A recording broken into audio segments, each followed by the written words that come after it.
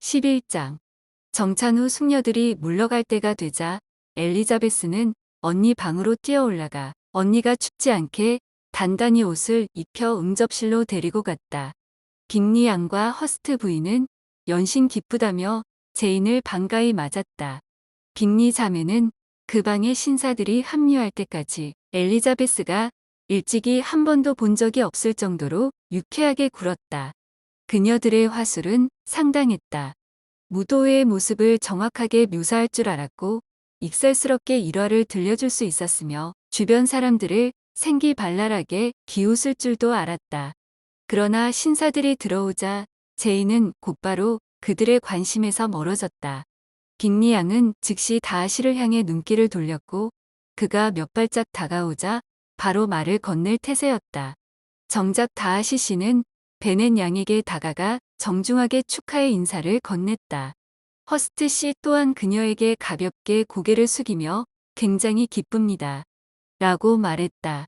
역시 장황하고 열렬한 인사는 빅리의 몫이었다. 그는 기쁨과 배려로 넘쳤다. 우선 그녀가 방을 바꾼 바람에 추위를 탈까 해서 장작을 높이 쌓아 올려 불을 더 지피느라 반 시간을 보냈다.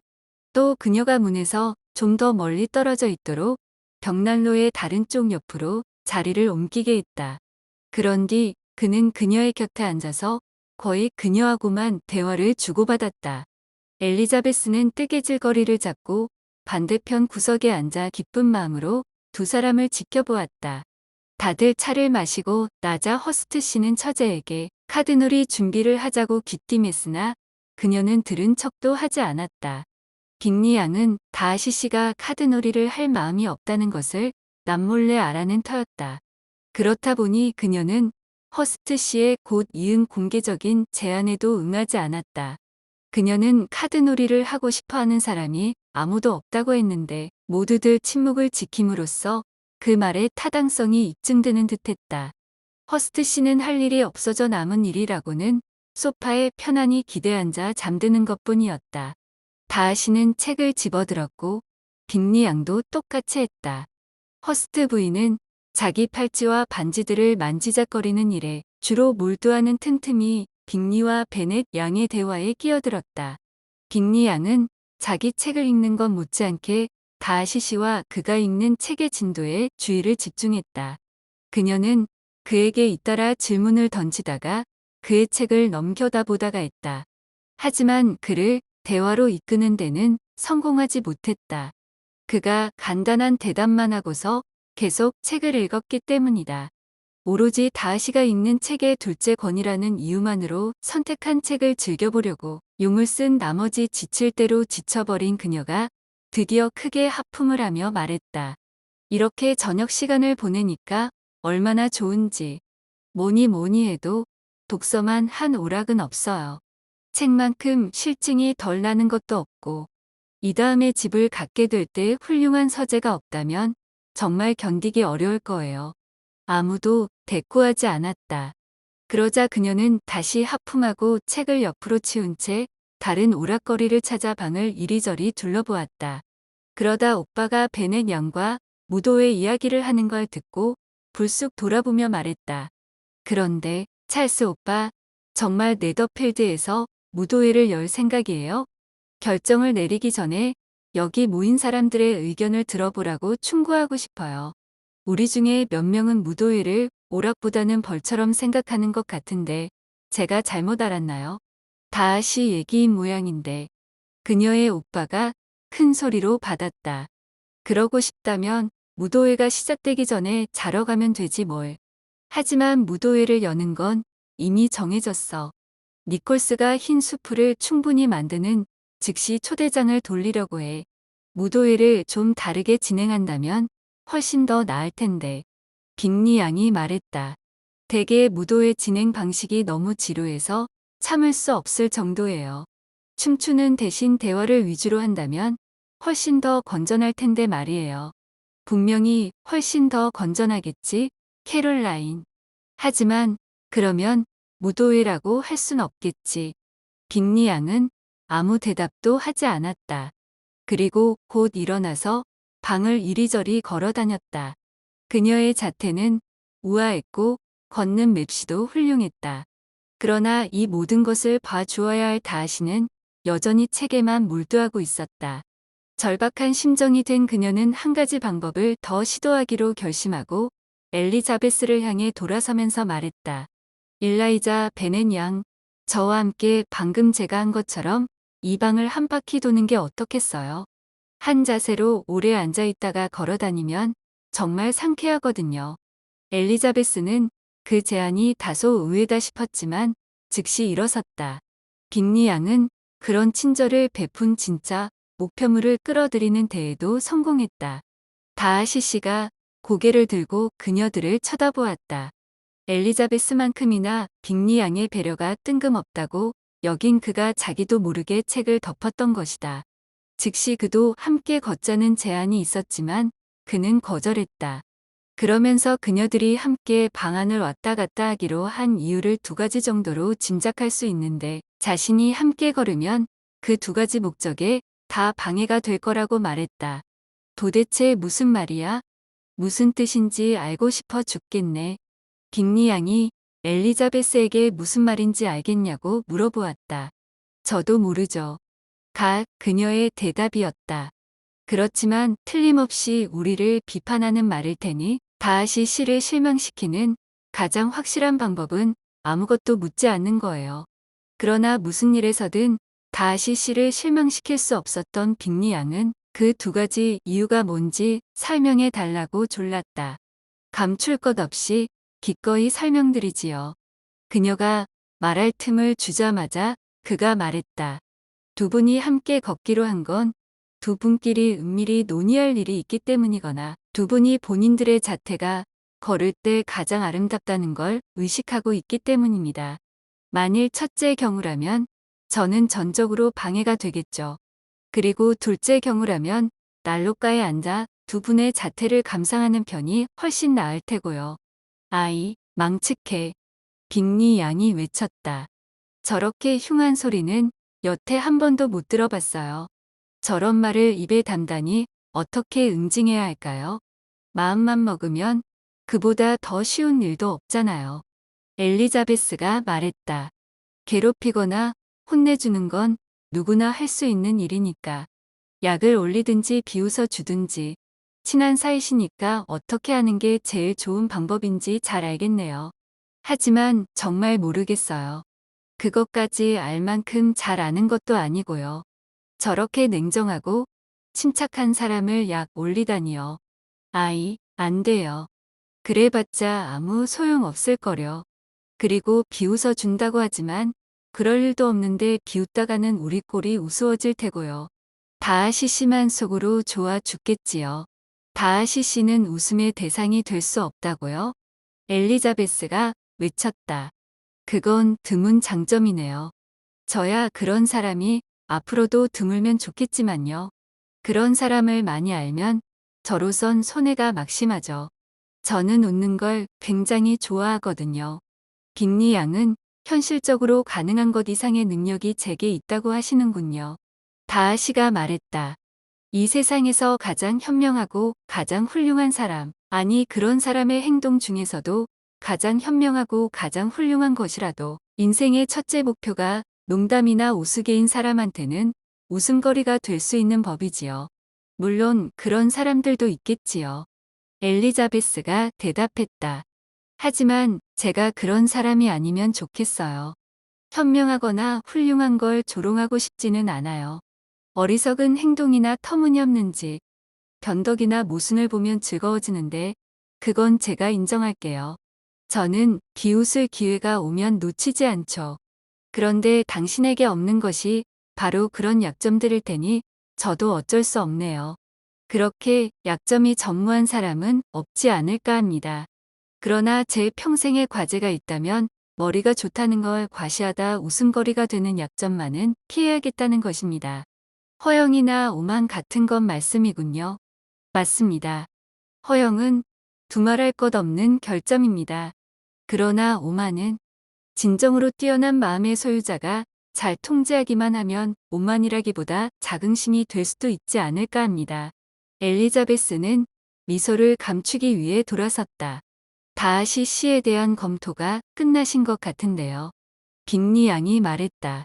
결과가 어떻게 나왔는지 궁금하네요. 검토 결과 저는 다하시 씨에게는 결점이 하나도 없다는 확신에 도달하게 됐어요. 다하시 씨 자신도 감추지 않고 인정하고 계시고요. 아닙니다. 다하시가 말했다. 그렇게 주장한 적은 없어요. 저도 물론 결점이 있습니다. 그러나 그게 지적인 능력과 관계된 건 아니기를 바란다는 겁니다. 제 성격에 대해서는 저도 감이 좋다고 말하지 못합니다. 고집이 너무 세니까요. 세상을 살아나가기에 불편할 만큼 말입니다. 다른 사람들의 어리석은 행동이나 결점, 저한테 잘못한 일 따위는 빨리 잊는 게 좋은데 그러지를 못합니다. 마음에 앙금이 생기면 좀처럼 가라앉지 않습니다. 성격이 꽁하다고 해도 뭐 틀린 말이 아닐 겁니다. 저한테 한번 잘못 보이면 그것으로 영원히 끝이니까요. 그거야말로 진짜 결점이네요. 엘리자베스가 외쳤다. 한번 틀어지면 항상 꽁하다는 건 확실히 성격적 결함이죠. 하지만 결점을 아주 잘 고르셨는데요. 그런 성격을 어떻게 비웃어야 할지 정말 모르겠어요. 안심하셔도 되겠어요. 누구의 성격에든 무언가 나쁜 쪽으로 몰아가는 아무리 교육을 잘 받아도 극복할 수 없는 어떤 타고난 결점 같은 것은 있다고 믿습니다만, 그러니까 당신의 결점은 모든 사람을 싫어하는 경향이죠. 그리고 당신의 결점은 그가 미소를 지으며 말했다. 남의 말을 곡해해서 듣는 것이고요. 노래나 좀 들어요. 빅리 양이 자신이 끼지 못하는 대화에 실증이 나서 외쳤다. 루이자 언니, 형부를 깨워도 괜찮지? 허스트 부인은 아무 상관없다고 했고 피아노 뚜껑이 열렸다. 다하시는 잠시 마음을 가다듬은 뒤 대화가 중단되어 차라리 잘 됐다고 생각했다. 엘리자베스에게 너무 관심을 보이는 게 아닌가 걱정이 되기 시작했던 것이다. 12장. 다음 날 아침 엘리자베스는 언니와 의논의 어머니께 그날 중으로 마차를 보내달라는 편지를 보냈다. 그러나 베넷 부인은 딸들이 제인이 간 지 딱 일주일이 되는 다음 화요일까지는 네더필드에 머물 것으로 기대했기 때문에 그 이전에 돌아오는 것이 그리 달갑지 않았다. 그녀의 회답은 하루라도 빨리 집에 가고 싶어 초조한 엘리자베스의 입장에서는 기쁜 소식이 아니었다. 베넷 부인이 화요일 이전에는 마차를 보낼 수 없다는 답을 보내왔던 것이다. 게다가 만일 빅리 씨와 누이가 더 있으라고 하면 자신은 기꺼이 양보할 용의가 있다는 추신까지 덧붙였다. 그러나 더 이상 머물지 않겠다는 엘리자베스의 결심은 단호했고 사실 더 있어 달라고 청할 것 같지도 않았다. 오히려 불필요하게 오랫동안 남의 생활을 침범하는 불청객으로 여겨질까 두려웠고 그래서 즉시 빅리 씨의 마차를 빌리자고 제인을 끈질기게 설득했다. 그리하여 마침내 자매는 그날 아침 네더필드를 떠나려던 자신들의 원래 계획을 빅리 씨에게 알리고 그의 마차를 빌려보기로 했다. 그런 의사를 전달하자 모두들 요란하게 걱정을 표했다. 모두들 입을 모아 적어도 하루는 더 네더필드에 머물러야 한다고 말했기 때문에 제인의 결심이 흔들렸다. 결국 다음 날까지 그들의 출발이 연기되었다. 그러자 빅리 양은 더 있어 달라고 한 걸 후회했다. 자매 중 하나에 대한 질투와 싫은 감정이 다른 한 사람에 대한 애정보다 훨씬 강했기 때문이다. 빅리 씨는 다음 날도 너무 빠르다고 진심으로 아쉬워했다. 제인에게 시시때때로 그건 안전하지 않고 그녀가 아직 충분히 회복되지 않았다고 설득하려 했다. 그러나 제인은 자신이 옳다고 믿는 바를 실행에 옮기는 데에는 단호했다. 다하시 씨로서는 반가운 소식이었다. 그가 보기에 엘리자베스가 네더필드에 머무는 기간은 그것으로 충분했다. 그는 자신이 원하던 것 이상으로 그녀에게 마음을 빼앗겼다. 게다가 빅리 양이 엘리자베스에게 좀 불손하게 굴었고 자신에 대해서는 여느 때보다 더 심하게 놀려댔다. 현명하게도 그는 이제부터는 엘리자베스에게 호감을 품고 있다는 사실을 암시할 만한 어떤 행동도 하지 않아야겠다고, 행여 그녀가 자신과 결혼할 희망을 키우게 될지도 모를 어떤 행동도 하지 않아야겠다고 단단히 결심했다. 만일 그녀가 그런 희망을 품고 있다면 마지막 날 자신의 행동이 그것을 확인시키거나 좌절시키는데 결정적일 수밖에 없다는 것을 깨달았기 때문이다. 그 각오를 충실하게 지키느라고 그는 토요일 내내 그녀에게 채 10마디도 건네지 않았다. 그리고 한 번은 단둘이서만 반 시간가량을 보냈음에도 아주 성실하게 독서에만 몰두한 채 그녀를 쳐다보려고도 하지 않았다. 일요일 아침 예배 후에 일부만 빼고 거의 모두가 그다지도 고대하던 작별이 이루어졌다. 빅리 양의 경우 마침내 제인에 대한 애정뿐 아니라 엘리자베스에 대한 공손한 태도마저 매우 빠른 속도로 회복되었다. 그리하여 작별의 순간이 오자 제인에게는 론본에서든 네더필드에서든 다시 만나는 건 언제나 자신의 기쁨이 될 거라고 힘주어 말하면서 그녀를 매우 다정하게 껴안은 뒤 엘리자베스와도 악수까지 나누었다. 엘리자베스는 모든 이와 더할 나위 없이 명랑하게 작별 인사를 나누었다. 어머니는 자매가 집에 돌아온 것을 그다지 반기지 않았다. 벌써 돌아온 것이 뜻밖이고 빅리 씨한테 마차까지 빌리다니 너무 많은 폐를 끼쳤으며 제인은 감기가 재발했을 것이라고 했다. 반면 기쁨의 표현은 간결했지만 아버지는 그들을 진정으로 반겼다.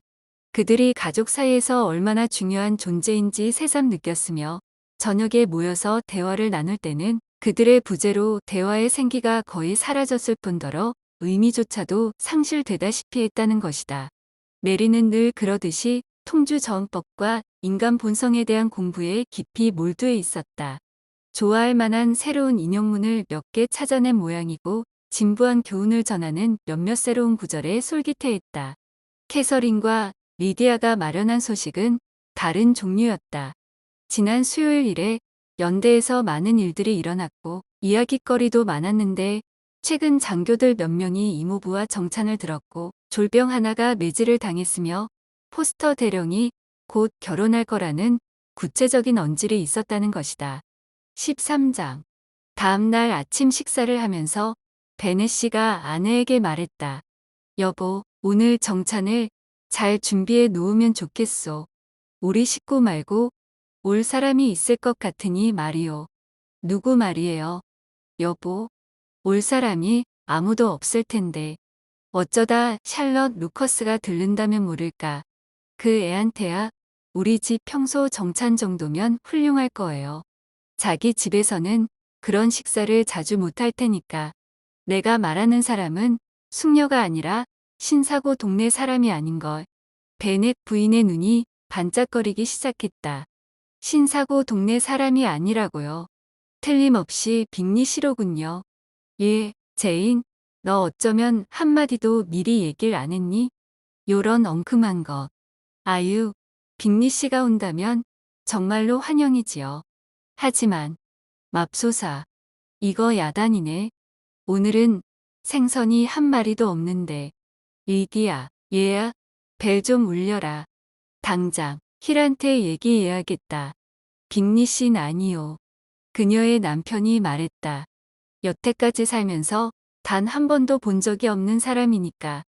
이 말에 가족 모두가 놀랐고 베네 씨는 아내와 5딸들이 궁금해서 쏟아내는 질문들을 한꺼번에 받는 즐거움을 누렸다. 잠시 동안 이들의 호기심 어린 질문 공세를 즐긴 후 그는 다음과 같이 설명했다. 내가 한 달 전쯤 이 편지를 받았거든. 그리고 보름 전쯤 답장을 보냈지. 내 보기엔 사안이 다소 미묘한 데다가 빠른 회답을 요하는 것이기도 해서 말이야. 내 친척인 콜린스 씨가 보낸 편지인데 그 사람은 마음만 먹으면 내가 죽는 즉시 당신과 아이들을 모두 이 집에서 쫓아낼 수도 있잖소. 아이고, 여보. 그의 아내가 외쳤다. 그 얘기라면 도저히 가만히 듣고 있을 수가 없어요. 제발 그 가증스러운 사람에 대해선 말도 꺼내지 마세요. 세상에 당신의 재산을 당신 자식을 빼놓고 한정상속해야 하는 것보다 더 가혹한 일은 없을 거예요. 내가 만일 당신이라면 진작 무슨 수를 썼을 텐데요. 제인과 엘리자베스가 어머니에게 한정 상속의 성격상 무슨 수를 쓰기가 불가능하다는 점을 설명해 주려고 했다. 전에도 종종 그런 설명을 했지만 베넷 부인에게는 도저히 이해가 가지 않는 일이었다. 그녀는 5명의 딸을 가진 가족에게서 재산을 빼앗아 아무 상관도 없는 사람에게 물려주는 일이 얼마나 잔인한지 푸념하기를 멈추지 않았다. 그것이 정당하지 않다는 것은 분명하오. 베넷 씨가 말했다. 콜린스 씨가 롱본을 상속받는 죄를 모면할 길이 없는 것도 그렇고, 하지만 이번 편지에서 자기 입장을 밝혔으니 잘 들어보면 당신 화가 좀 누그러질지도 모르겠소. 천만에요. 절대 그럴 리 없어요.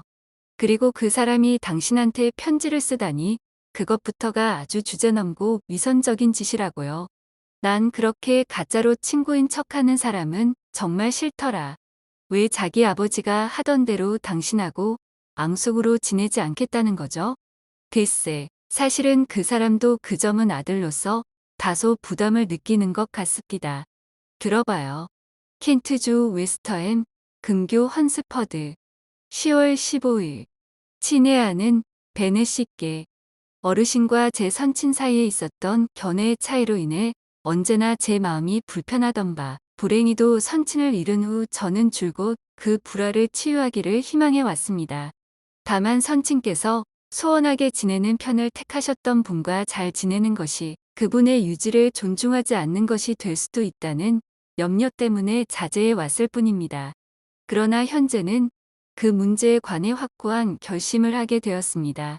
다름 아니라 제가 지난 부활절에 성직 안수를 받고 영광스럽게도 루이스 드 버그 경의 미망인신 캐서린 드 버그 영부인 마님의 후원을 받는 행운을 누리게 되었기 때문입니다. 영부인의 관대하심과 은혜 덕분으로 그 교구에 귀중한 목사직에 발탁되었으니 그분에 대한 감사와 존경심에 맞게 처신하고 언제라도 국교회에서 제정한 의례와 의식을 수행할 수 있도록 진심으로 노력하고자 합니다. 또한 성직자로서 저는 제 영향력 범위 안에 있는 모든 가족 내에 평화의 은총을 수립하고 증진시키는 것을 제 의무로 느끼고 있습니다. 이런 이유로 저는 이 선의의 제안이 매우 칭찬할 만한 것이라고 자부하고 있으며 어르신께서도 제가 롱본 저택의 상속자라는 사정을 너그럽게 봐주시고 제가 내민 올리브 가지를 거부하지 않으시리라 믿어 의심치 않습니다. 제가 어르신의 사랑스러운 따님들께 피해를 주는 위치가 된 점이 안타까울 뿐이오며 그에 대한 사과를 받아주셨으면 합니다. 또한 추후에 더 말씀드리겠지만 가능한 모든 방법으로 기꺼이 따님들께 보상할 생각임을 분명히 말씀드리고 싶습니다. 만일 저를 댁으로 맞아들이는데 어르신의 반대가 없으시다면 11월 18일 월요일 4시경까지 어르신과 어르신의 가족을 뵈러 가는 행복을 누렸으면 하오며 아마도 그 다음 주 토요일까지 염치 없이 폐를 끼치게 될 것 같습니다. 캐서린 영부인께서는 다른 성직자가 저 대신 일요 예배의 의무를 수행하도록 조정만 된다면 제가 가끔 일요일에 자리를 비우는 것에 전혀 괴념치 않으신다고 하시니까 그렇게 하는데 아무 문제도 없습니다. 그럼 아주머님과 따님들께도 제 경의를 전해주시기 바라오며 이만 줄이겠습니다. 어르신 하시는 일이 모두 잘 되기를 빌면서 윌리엄 콜린스 울림. 그러니까 이 화해의 신사가 4시에 온다고 봐야겠지. 베넷 씨가 편지를 접으며 말했다. 두고 봅시다. 아주 양심적이고 예의 바른 젊은이인 것 같으니 알아두면 좋은 사람인 것도 사실이고 캐서린 영부인께서 관대하게도 다시 방문하는 것을 허락하실 경우에 그렇다는 얘기지만 어쨌든 우리 딸들에 대한 소리는 웬만큼 말이 되네요. 우리 애들한테 어떤 식으로든 보상하겠다면 내가 나서서 말릴 생각은 없고요. 우리한테 무얼 어떻게 보상해 주겠다는 건지 짐작하긴 어렵지만 그런 의도만큼은 분명히 훌륭하네요. 제인이 말했다. 엘리자베스에게 가장 강한 인상을 준 것은 그가 캐서린 영부인에 대해 유별난 존경을 표한 것과 필요할 때는 언제라도 자기 교구민들에게 세례와 결혼식과 장례를 주관해 주겠다는 의사를 밝힌 것이었다. 제가 보기엔 틀림없이 이상한 사람이에요. 그녀가 말했다. 도무지 앞뒤가 맞지 않잖아요. 어투도 어딘가 젠체하는 데가 많고, 그리고 자기가 상속자라는 걸 사과한다니 대체 무슨 뜻이죠? 서로 그럴 수 있다 해도 상속을 포기할 건 아니잖아요. 도대체 사리 분별이 있는 사람일까요? 아버지? 아니, 그렇지 않은 것 같구나. 얘야. 정반대일 것이 틀림없어 보인다. 이 편지를 보면 지나친 자기 비하와 과장된 자신감이 섞여 있으니까 기대해도 좋겠어. 한시라도 빨리 만나보고 싶구나. 장문의 수준으로 보면 흠잡을 데는 없어 보여. 메리가 말했다. 올리브 가지라는 비유는 그리 독창적이지 않아. 그렇지만 적절하게 잘 쓰인 것 같아. 캐서린과 리디아에게는 그 편지도 편지를 쓴 사람도 전혀 흥미거리가 아니었다. 사촌이 진홍빛 상의를 입고 올 가능성은 전무한데 그녀들은 최근 몇 주 동안 진홍빛이 아닌 색 옷을 입은 사람과 함께 있어서 즐거워 본 적이 없었다. 베넷 부인은 편지 덕분에 콜린스 씨에 대한 불쾌감이 많이 가셨는지 아주 담담히 그를 맞을 채비를 했는데 이것이 그녀의 남편과 딸들을 꽤 놀라게 했다. 콜린스 씨는 자기가 말한 시간을 정확히 지켰다. 가족 모두가 대단히 정중하게 그를 맞았다. 베넷 씨는 거의 침묵을 지켰으나 숙녀들은 얼마든지 대화를 나눌 용의가 있었고 콜린스 씨도 누가 부추기지 않아도 침묵을 지킬 기색은 없어 보였다. 그는 키가 크고 진중해 보이는 25의 젊은이였다. 태도는 엄숙하고 근엄했으며 거동에 매우 격식을 차렸다.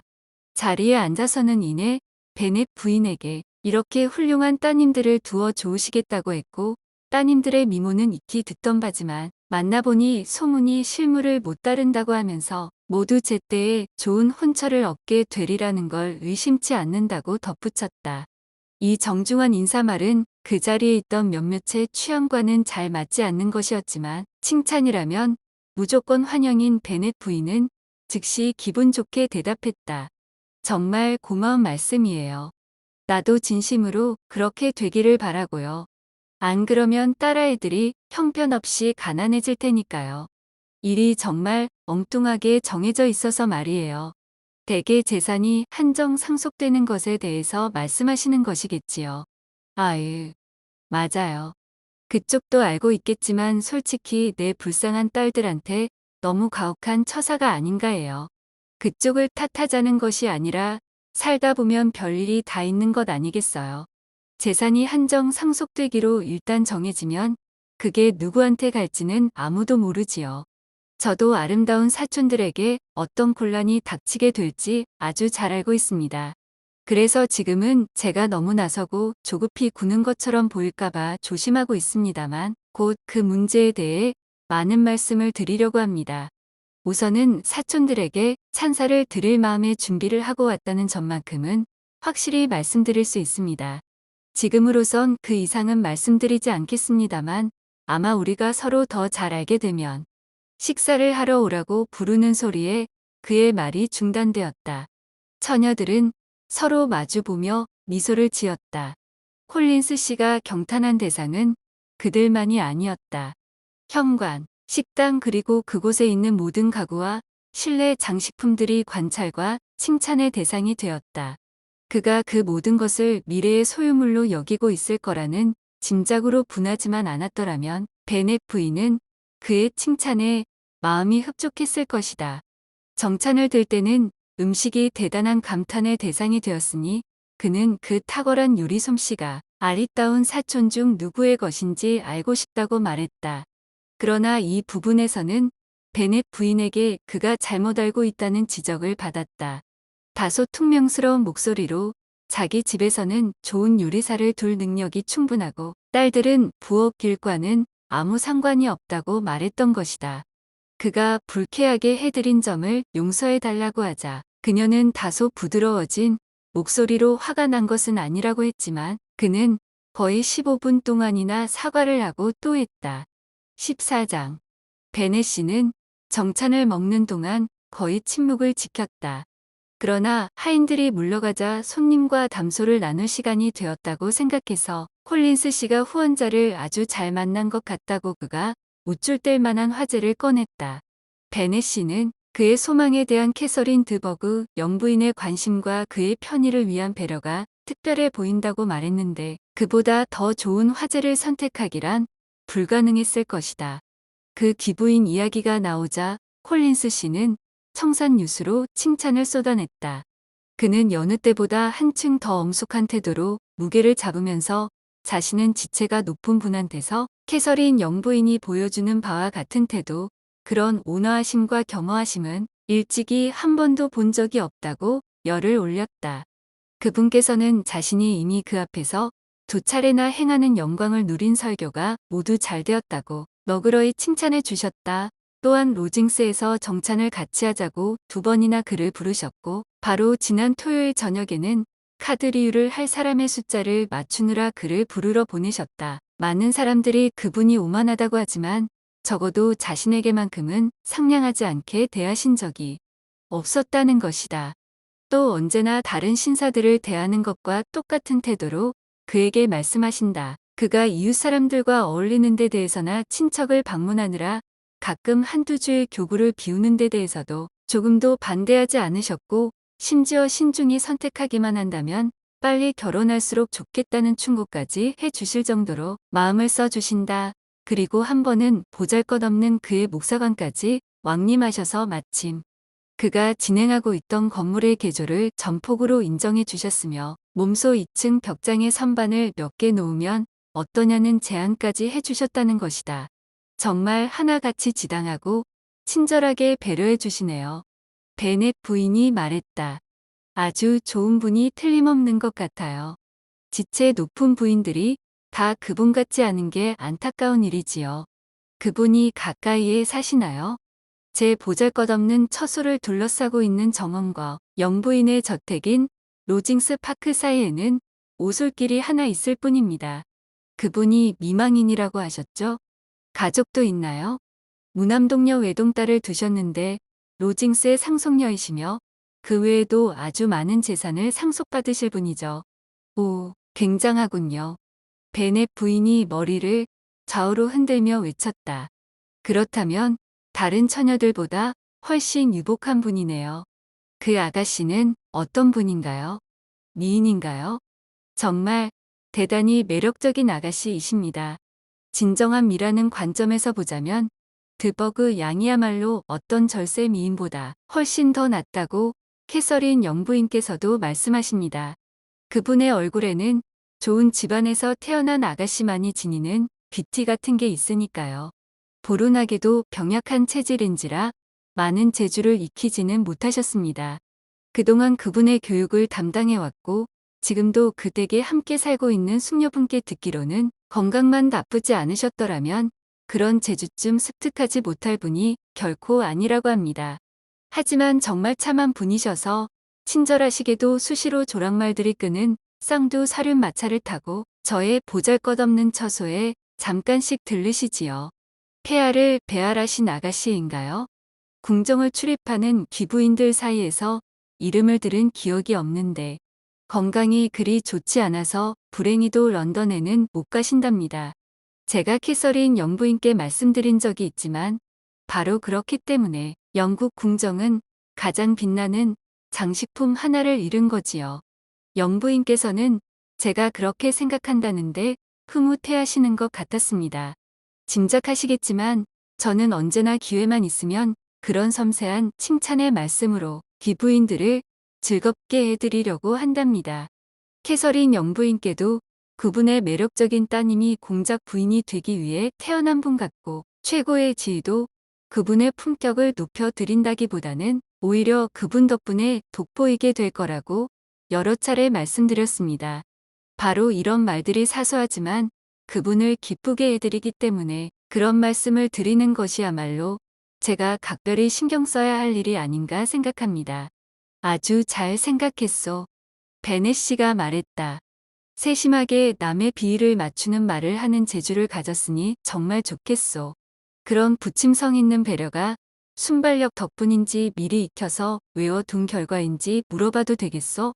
보통은 그 자리에서 떠오르는 대로 얘기합니다. 덜어는 누구에게나 잘 맞을 만한 사소하지만 우아한 칭찬의 말들을 골라서 머릿속에 담아 두기도 합니다만 현장에서야 늘 될수록 미리 준비한 게 아닌 것처럼 말하고 싶습니다. 베넷 씨의 기대는 충족되었다. 친척은 기대한 만큼 우스꽝스러운 사람이었다. 베넷 씨는 그의 말에 속으로는 우습기 짝이 없었지만 전혀 내색하지 않았고 가끔 엘리자베스에게 눈길을 주는 것 외에는 그런 재미를 나눌 친구도 필요로 하지 않았다. 그러나 다과를 나눌 시간이 되자 그 정도 재미로 충분하다 싶었으므로 베넷 씨는 선선히 손님을 다시 응접실로 인도했다. 또 다과가 끝나자 역시 선선히 그에게 숙녀들을 위해 책을 읽어달라고 청했다. 콜린스 씨가 선뜻 그 청을 받아들이자 그에게 책 한 권이 주어졌다. 그러나 그는 그 책을 보는 순간 놀라 물러서며 자신은 소설은 읽지 않는다고 양해를 구했다. 키티는 그를 빤히 쳐다보았고 리디아는 놀라움에 탄성을 질렀다. 다른 책들이 건네졌고 약간의 심사숙고 끝에 그는 포다이스의 설교집을 골랐다. 리디아는 그가 책을 펼쳐들자 바로 하품을 했고 그가 대단히 단조롭고도 엄숙한 목소리로 세 쪽도 다 읽기 전에 불쑥 끼어들어 그의 낭독을 중단시켰다. 엄마, 필립스 이모부가 리처드를 해고하려 하시고 그렇게 되면 포스터 대령이 글을 쓰려고 한다는 거 아세요? 토요일에 이모한테 들었거든요. 내일은 메리턴에 산책 가서 그 소식도 더 듣고 데니 씨가 언제 런던에서 돌아오는지도 물어볼래요. 두 언니가 그녀에게 입을 다물라고 했으나 이미 기분이 많이 상한 콜린스 씨가 책을 내려놓고 말했다. 아가씨들에게 도움이 되라고 쓴 진지한 주제의 책을 정작 당사자들이 얼마나 외면하는지 저도 자주 목격하곤 합니다. 솔직히 말해 참으로 경악스럽습니다. 아가씨들에겐 그런 교훈보다 더 이로운 것은 없을 텐데 말입니다. 그렇지만 어린 사촌을 더 이상 괴롭히지는 않겠습니다. 그런 뒤 그는 베넷 씨를 향해 돌아서며 주사위 놀이의 상대가 되어 주겠다고 제안했다. 베넷 씨는 그 도전을 받아들이면서 아가씨들이 그들만의 사소한 오락을 즐기도록 한 것은 아주 현명한 처사라고 말했다.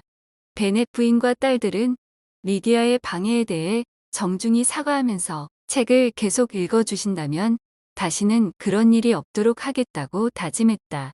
그러나 콜린스 씨는 어린 사촌한테 무슨 악감을 가진 것은 아니며 그녀의 행동에 모욕을 당했다고 분개한 것도 아니라고 했다.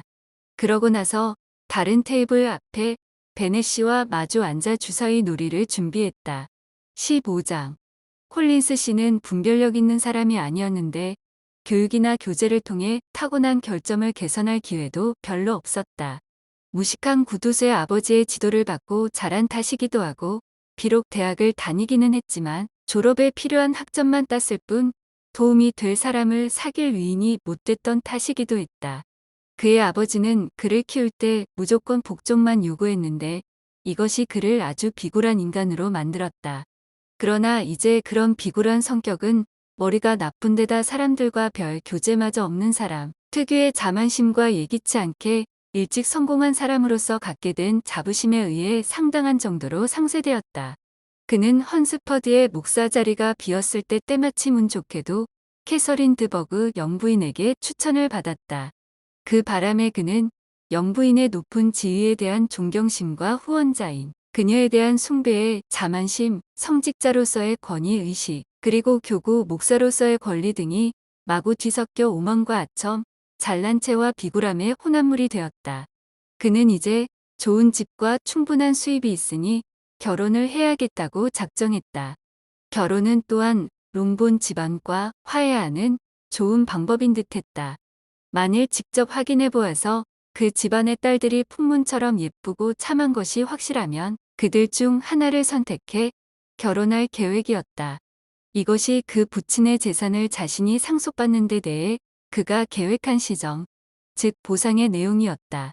그가 보기에 이것은 적절하고 바람직할 뿐 아니라 더할 나위 없이 관대하고 공평하기도 한 아주 훌륭한 계획이었다. 그녀들을 만나본 지금 그의 계획에는 변함이 없었다. 베넷 양의 미모는 그의 견해가 타당함을 확인시켜 주었고 어떤 경우에도 서열은 엄격하게 지켜야겠다는 다짐을 하게 해주었다. 그리하여 그는 첫날 저녁부터 제인을 신부감으로 점찍었다. 하지만 그 선택은 바로 다음날 아침 바뀌었다. 그와 베넷 부인은 아침 식사 전 15분간 단둘이 앉아 대화를 주고받았는데 그가 목사관에서 시작하여 자연스럽게 그곳의 여주인을 롱본에서 찾고 싶다는 쪽으로 화제를 발전시키자 베넷 부인이 상냥한 미소를 띠고 부추기면서도 그가 마음속으로 정한 바로 그 제인에 대해 이렇게 주의를 주었기 때문이다. 다른 딸들에 대해서는 뭐라고 딱히 그러시라는 말은 못해도 무슨 임자가 있지는 않은 것 같지만 맏딸에 대해서는 짚어 두어야 할 것이 참 난감하기는 해도 꼭 알려드릴 수밖에 없는 것이 그 애가 곧 약혼을 할 것 같다는 거예요. 콜린스 씨로서는 단지 제인에서 엘리자베스로 바꾸기만 하면 되었다.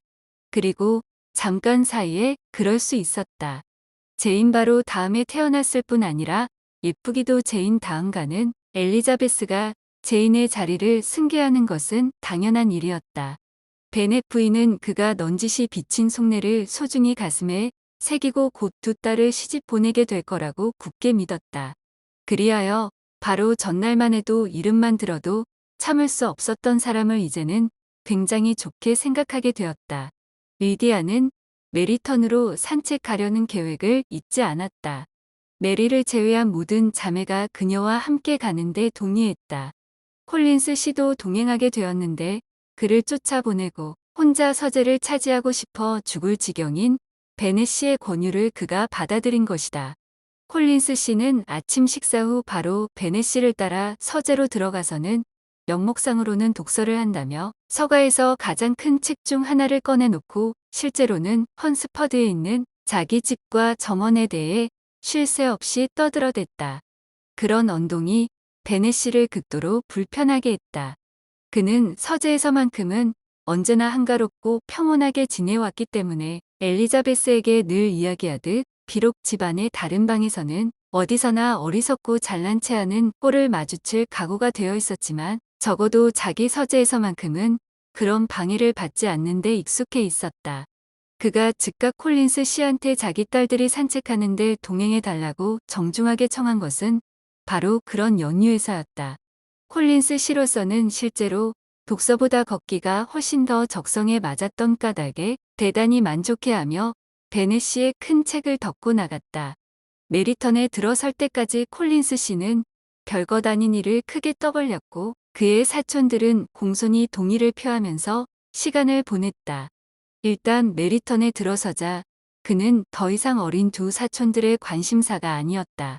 그들의 눈은 즉시 장교들을 찾아 거리를 두리번거렸고 가게 진열장에 내걸린 아주 멋진 보닛이나 최신 모슬린 정도가 아니면 그 무엇도 장교를 찾는 그들의 시선을 되돌릴 수 없었다.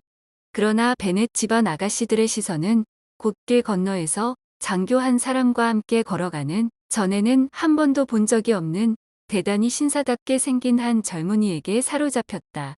장교는 바로 리디아가 런던에서 언제 돌아올지 궁금해하던 데니 씨였는데 그들이 지나가는 것을 보고 고개 숙여 인사했다. 모두 처음 보는 사람에게 강한 인상을 받았고 그가 도대체 누구일까 궁금해했다.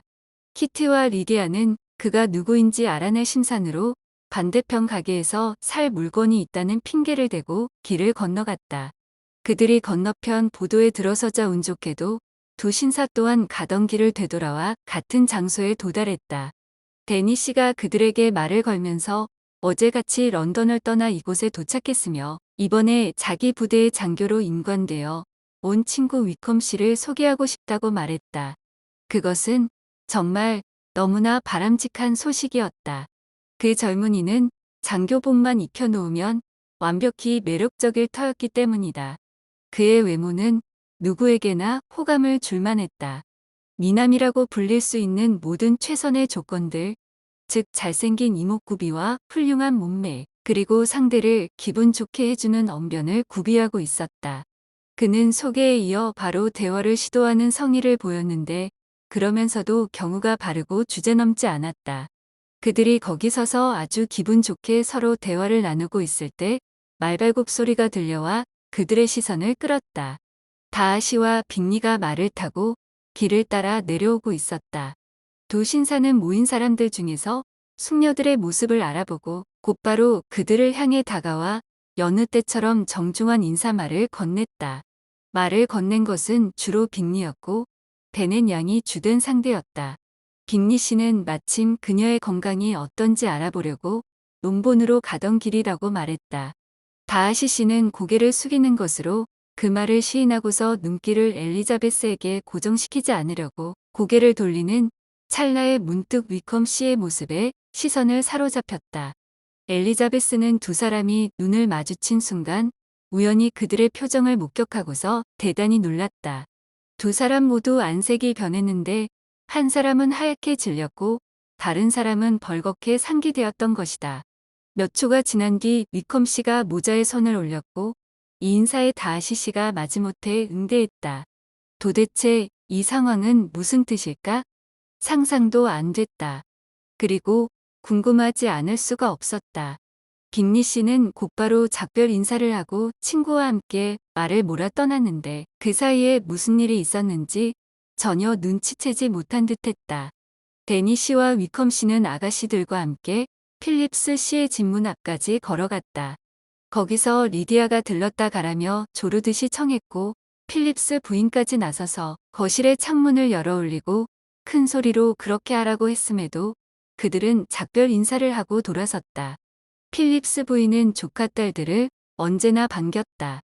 첫째와 둘째 조카딸은 최근에 집을 비웠던 탓에 더욱 환영받았다. 그녀는 조카딸들이 예기치 않게 집으로 돌아왔다는 소식을 듣고 깜짝 놀랐다고 호들갑을 떨었다. 조카들이 자기 집 마차를 이용하지 않았기 때문에 존스 씨의 가게에서 일하는 소년을 우연히 거리에서 만나 베넷 양 자매가 집으로 돌아가서 가게에서 네더필드로 약을 보내지 않게 되었다는 말을 듣지 않았더라면 그 소식도 모를 뻔했다는 것이다. 그녀가 이렇게 수다를 떨고 있을 때 제인이 콜린스 씨를 소개해서 그녀는 콜린스 씨와 인사를 나누었다. 그녀는 최대한 예의를 갖춰 그를 맞이했고 그도 그녀 이상으로 정중하게 답례했다. 초면에 이렇게 불쑥 찾아온 점 용서를 바란다. 그렇지만 자신과 자신을 소개해준 젊은 숙녀들이 친척 관계이기 때문에 용납될 것이라 자위한다고 했다. 필립스 부인은 그의 극히 예의 바른 태도에 압도되었지만 이 새로운 인물에 대해 오래 생각하고 있을 수는 없었다. 그녀의 조카딸들이 곧 또 다른 새로운 인물에 대한 감탄과 질문을 퍼부었기 때문이다. 그러나 이 새로운 인물에 대해서는 그녀도 데니 씨가 그를 런던에서 데려왔고 어떤 부대에서 중위로 임관될 거라는 조카들도 이미 아는 것 외에는 전해줄 소식이 없었다. 그녀는 그가 방금 전까지 1시간 동안이나 거리를 왔다 갔다 하는 것을 지켜보았다고 말했는데 만일 위컴 씨가 또 나타났더라면 키티와 리디아도 분명히 똑같이 지켜봤을 것이다. 하지만 불행하게도 그 순간 창밖을 지나가는 사람들은 위컴 씨에 비하면 멍청하고 보기 싫은 사람들이 되어버린 몇몇 장교들 뿐이었다. 그들 중 몇 사람이 다음날 필립스 씨 집에서 정찬을 들 예정이었고 이모는 롱본의 언니네 식구들이 저녁 시간에 오겠다고 하면 이모부에게 위컴 씨를 방문해서 초대하라고 부탁하겠다고 약속했다. 조카들이 그러겠다고 하자 필립스 부인은 왁자지껄하게 즐거운 제비뽑기 놀이를 한바탕 하고 나서 따끈한 저녁을 거하게 먹자고 했다. 그들은 즐거운 저녁을 보내리라는 기대에 매우 신이 나서 흐뭇한 기분으로 헤어졌다. 콜린스 씨는 현관을 나오면서 다시 사과했고 사과는 무슨 사과시냐는 정중한 응답을 받았다. 집으로 걸어오는 동안 엘리자베스는 제인에게 자신이 목격한 것, 즉 두 신사 사이에 있었던 어색한 장면에 대해 이야기했다. 제인은 그들의 행동이 뭔가 이상해 보였다면 둘 중 한 사람이나 둘 다에게 그럴 만한 이유가 있었을 거라고 생각했지만 이유를 알 수 없기는 동생과 마찬가지였다. 집에 돌아온 뒤 콜린스 씨는 필립스 부인이 예의 바르고 공손하다고 칭찬해서 베넷 부인의 마음을 흐뭇하게 했다. 그는 캐서린 영부인과 그의 딸을 제외한다면 그녀보다 더 우아한 여성을 본 적이 없다고 단언했다. 무척 정중하게 맞아주었을 뿐 아니라 다음 날 저녁의 손님 명단에 생전 처음 만난 자신을 구태여 포함시킨 걸 봐도 그렇다는 것이었다. 자신과 베넷 집안의 관계 덕분에 그런 배려를 한다고 짐작하지만 그래도 여태 살아오면서 그렇게 너그러운 마음, 씀씀이를 한 번도 접한 적이 없다고 했다.